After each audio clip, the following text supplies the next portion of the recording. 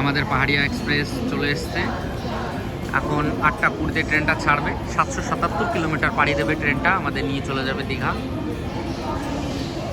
খুব সুন্দর সময়, খুব সুন্দর ওয়েদার, খুব ভালো ওয়েদার, মজা হবে, খুব মজা হবে।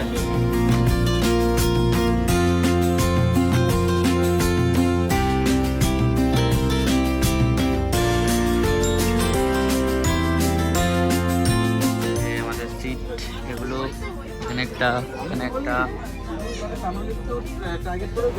আমরা সকাল 7টা 10-এর ভিতরে হাওড়া চলে এসেছি। এই যে আমাদের ইঞ্জিন, এটা এখন চেঞ্জ হয়ে যাবে। এটা খোলা হয়ে গেছে, ট্রেনটা এভাবে ঢুকেছে, এবার আবার এভাবে যাবে, তাই ট্রেনটা ঢুকে গেছে, ইঞ্জিন বাদ। আবার সামনের দিকে একটা ইঞ্জিন লাগাবে, ওই ইঞ্জিন দিয়ে আবার ট্রেনটা টেনে চলে যাবে।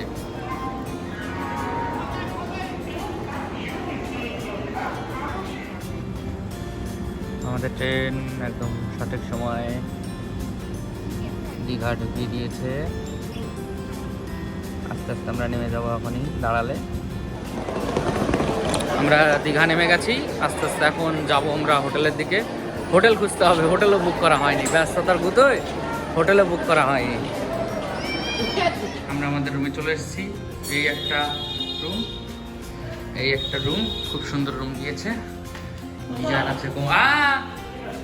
আসছি, চলে এসেছি আমরা পাড়ে। খুব সুন্দর একটা বিকালের ভিউ, খুব দারুণ। আজ শনিবার, প্রচুর পর্যটক এসছে।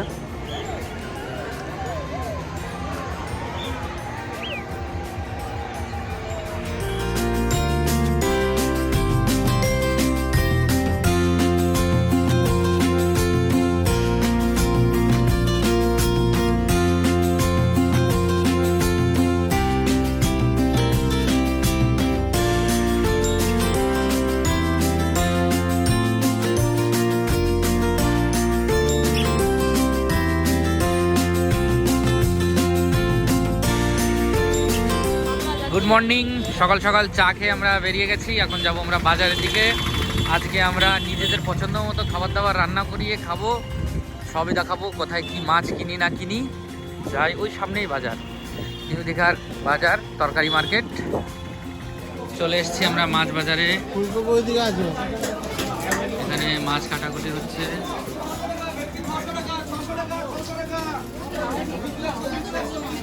কাঁকড়া কি জানি,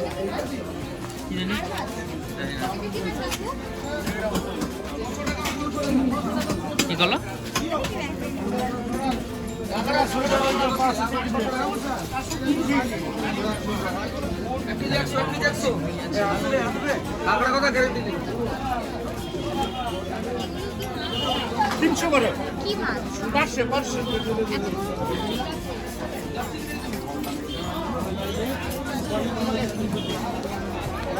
আমাদের খাবার রান্না করতে দিয়ে এসেছি, তারপরে আমরা পাড়ে চলে আসলাম। 1 ঘন্টা সময় লাগবে আমাদের রান্না করতে।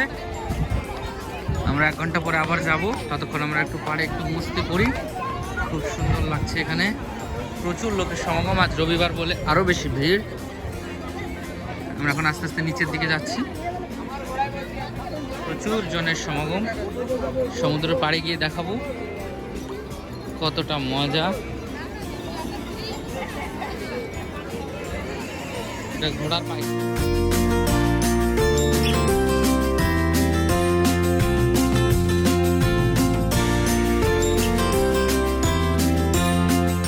আমরা এই দাদার দোকানে চলে এসেছি। দাদার দোকানের নাম ওই, এই যে দাদার নাম মনে খোকন না? এই যে, হ্যাঁ, একদম বাজারের শেষের দিকে রান্না বান্না করে দিয়েছে আমাদের। খুব সুন্দর কাঁকড়া ভাত, যে মাছের তরকারি, খুব দারুণ। দাদার দোকানটাও ঠিকঠাক পরিষ্কার, চেক করে দেখবে কেমন টেস্ট। ঠিক আছে, বাহ। আমরা খাবার নিয়ে চলে এসেছি রুমে। আমাদের খাবারটা দেখো, ইলিশ মাছ ভাজা, গলদা চিংড়ি, সাদা ভাত, বাসমতি রাইস, কাঁকড়া দেশি, ইলিশ মাছ দিয়ে ওলকপির তরকারি। খুব সুন্দর লাগছে আজকে আমাদের লাঞ্চ এটা। আমরা এখন স্নানের উদ্দেশ্যে দীঘার দিকে যাচ্ছি, সমুদ্রের দিকে। প্রচুর লোক, কাতারে কাতারে লোক, দেশ বিদেশ থেকে এসেছে লোক, টোটো অটোতে করে যাচ্ছে লোক, খুব মজা হবে।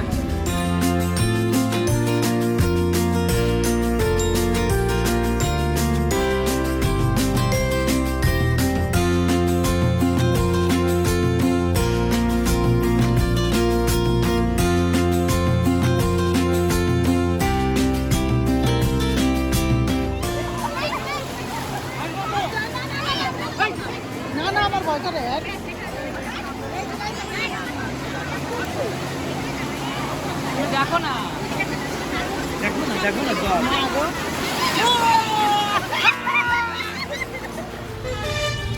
আমরা এখন যাচ্ছি জগন্নাথ মন্দিরের দিকে, টোটো করে টুকটুক করে, রাস্তায় খুব ভিড়, জ্যাম। এখানে জুতো রাখার জায়গা, মাথায়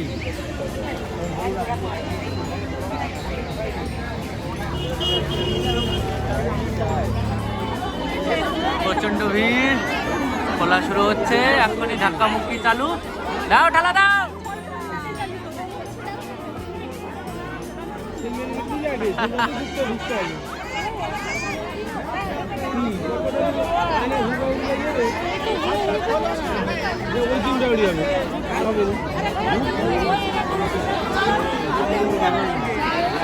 ছেলে মেয়ে চারটে কি হয়ে গেছে।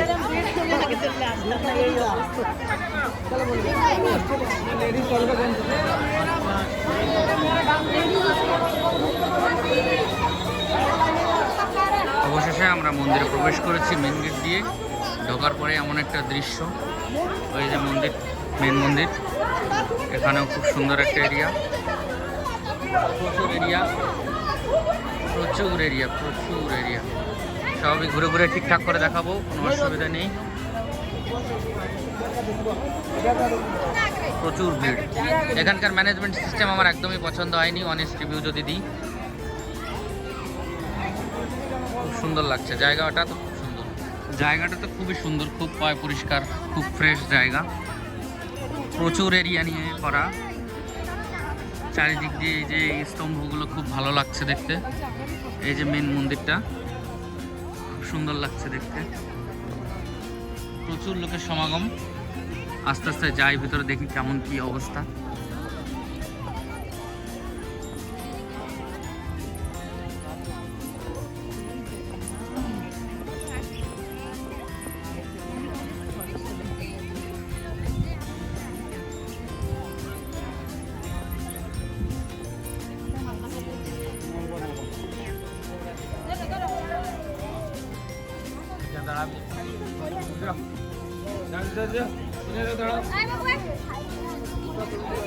জানি না এটা কি, কোন ঠাকুরের স্তম্ভ হবে।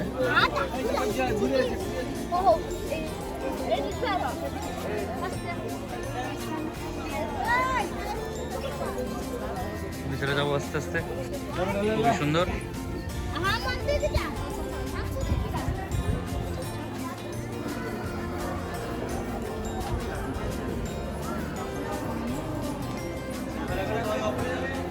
একটা গেট পার করে আসলাম, আরও একটা গেট। ভিতরে যদিও ভিডিও করতে দিচ্ছে না, জোরপূর্বক করতে হচ্ছে।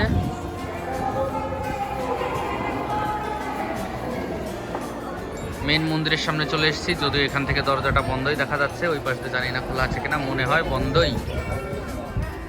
কি করে ঠাকুরের দরজা কেন যে বন্ধ রাখে সবাই, আমি বুঝতে পারি না।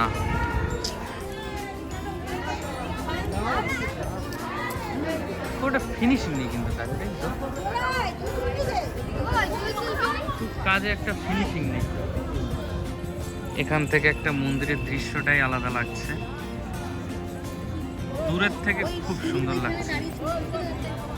আমরা আস্তে আস্তে এই মন্দিরটায় ঢুকি, কি অবস্থা একটু দেখি।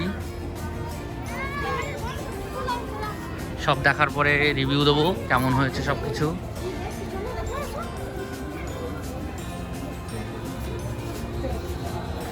আমার ভিতরে কি যেতেও দেবে না একটু নাকি? কিছুই তো দেখা যায় না, কি আছে এখানে? কি জানি কি আছে। আবার এক জায়গায় ঢুকতে হচ্ছে, দেখি কি অবস্থা।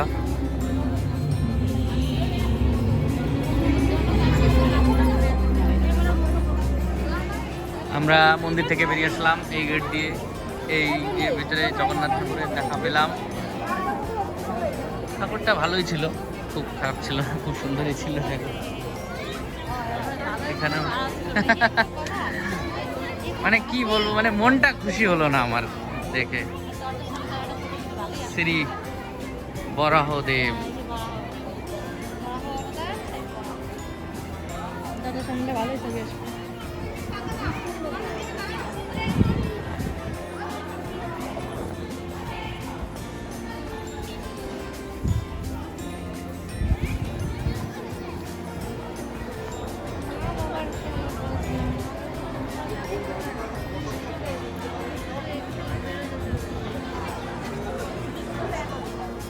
আমরা মন্দির ঘুরে চলে আসলাম বাইরে। মন্দিরটা তো খুবই সুন্দর, খুব ভালো, কিন্তু এখানকার ম্যানেজমেন্ট টিমটা খুবই মানে বাজে বলতে কি একদমই কমা। এখানকার কোনো সিস্টেমই ভালো না, ভিতরে ঠিক করে ঢুকতে দেয় না। একটা টাইম দিয়েছে, তাও ঠাকুরের দর্শন ঠিক করে হয় না। আর কি বলবো, তাও কাতারে কাতারে মানুষ। এখন আমরা আস্তে আস্তে বেরিয়ে যাব। প্রচুর এরিয়া, খুব সুন্দর এরিয়া, খুব ভালো। আমাদের মন্দির ঘোরা শেষ, আমরা এখন আস্তে আস্তে বেরিয়ে যাচ্ছি এক্সিট পয়েন্ট দিয়ে। খুব ক্ষুধা লেগেছে, আমাদের ক্ষুধা মেটাতে হবে।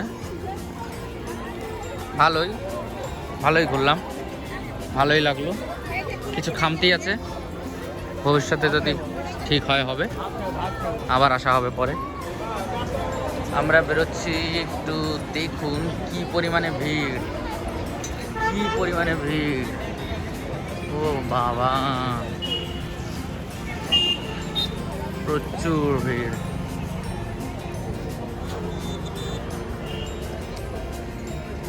ভিড়েই শুধু ঠেলাঠেলি চারিদিকের। এই ম্যানেজমেন্ট সিস্টেমটা ভালো নয়। 3টে থেকে নাকি খোলে মন্দির, তাহলে কেন যদি সারাদিন খোলা থাকে তাহলে লোকজন টুকটুক করে যেতে পারে, তা না 3টের সময় খোলে, ভিড়ের সব লোকজনের হ্যারাসমেন্ট সব। মন্দির থেকে বেরিয়ে আমরা টোটো করে 100 টাকার বিনিময়ে চলে এসেছি ওল্ড দীঘাতে। ওল্ড দীঘায় খুবই একটা সুন্দর আমেজ চলছে।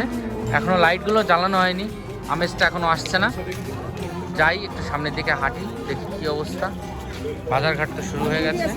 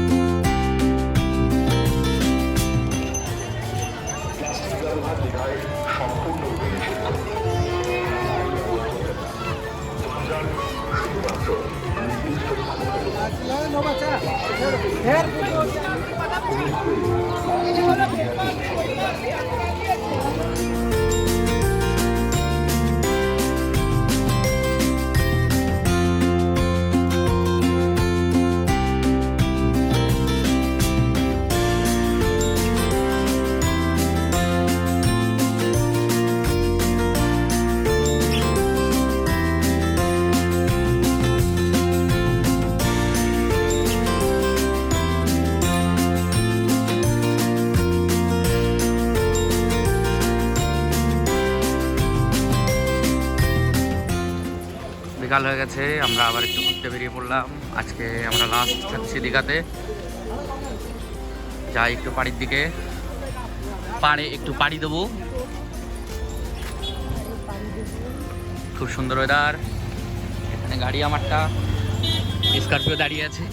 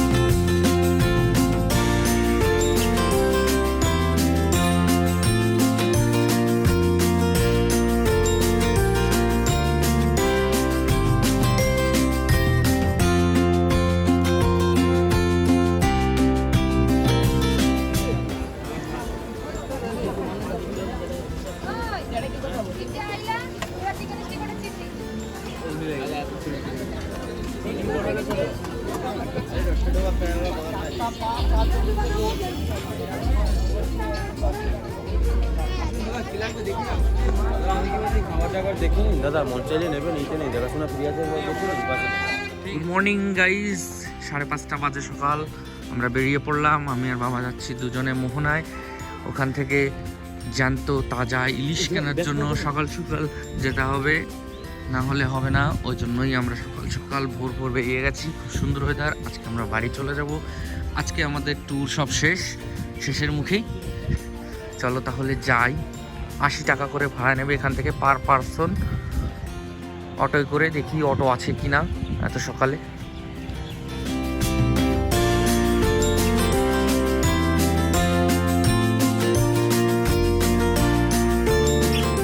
গুটি গুটি পায়ে আমরা চলে এসেছি মোহনাতে। এখানে সব মাছ খালি হচ্ছে সব এই যে ট্রাক থেকে। আমরা সামনে যাব, দেখি কোথায় কি নেওয়া যায়। প্রচুর সেন্ট, রোজভ্যালি সেন্ট, বেলাভিটার সেন্ট, খুব সুন্দর সেন্ট বেরোচ্ছে এখানে। মাছের, পচা মাছ, ভালো মাছ, বরফের সব কিছুর খুব সুন্দর সুন্দর সেন্ট বেরোচ্ছে। সবাই আসলে খুব মজা পাবে। বরফ, কাশ্মীর এখানে।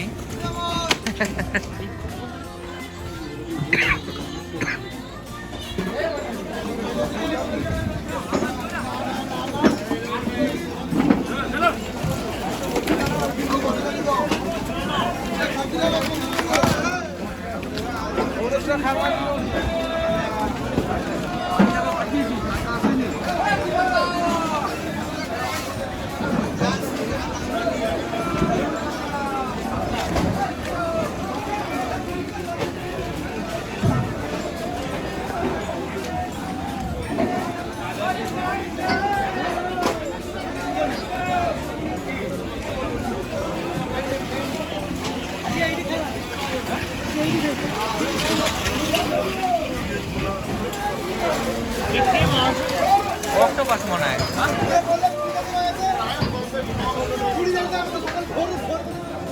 এই মাছগুলো নিচ্ছি আমরা, অনেক মাছ, 1000 টাকা কিলো দিচ্ছে এই মাছগুলো।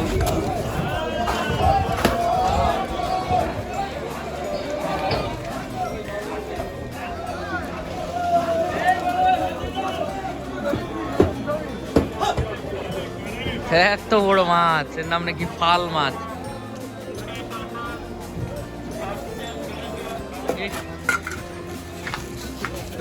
মাছটা কাটিয়ে নিলে তো সেইটাই পেপার খুলে নিলে গরম করতে হবে। বর্ষা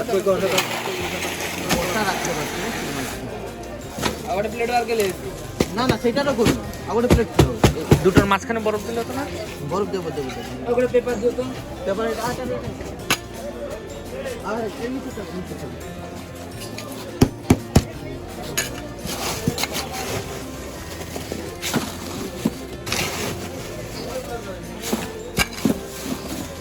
কম হয়ে গেল বরফ। বরফ আমি বললাম তোমার মাছ খারাপ করে আমার লাভ আছে। তুমি মাছ নিয়ে-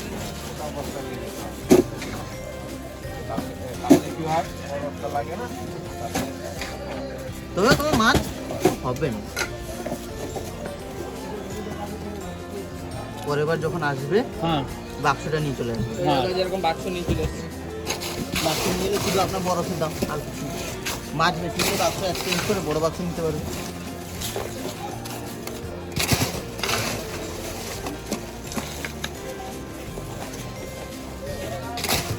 ও, অত দূর থেকে বাক্স টানে আনা এটা আলাদা ঝামেলা। ঝামেলা বললে হ্যাঁ তোমার যে এই যে দামটা সেভ হয়ে যাবে সেটা হ্যাঁ, তো ওই বলছি আর না। কি। এই দামটা আমরা খাওয়ার জন্য নিয়ে এই আপনি দিলে বুঝছেন এই দামটা সেভ হওয়া মানে এই দামে তুমি অন্য কিছু একটা নিয়ে নিতে পারবে। সেটাই। বুঝলো না। দাদা আমি তো করছি না। আচ্ছা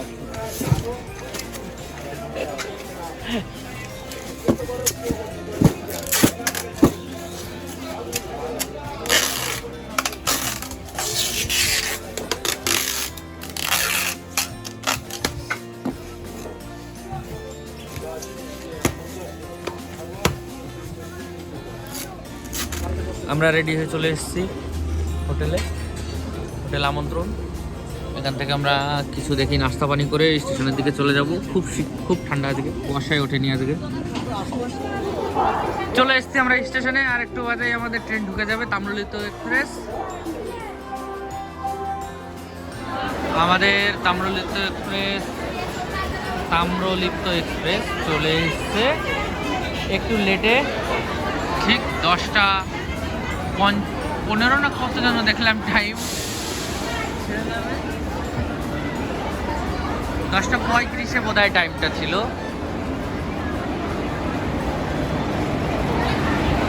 প্রচুর লোক। এত কেন আসছে দীঘাতে?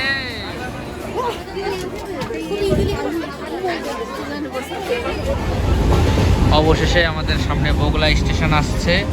আমাদের 8 দিনের ট্রিপ শেষ, অনেক লাগেজ।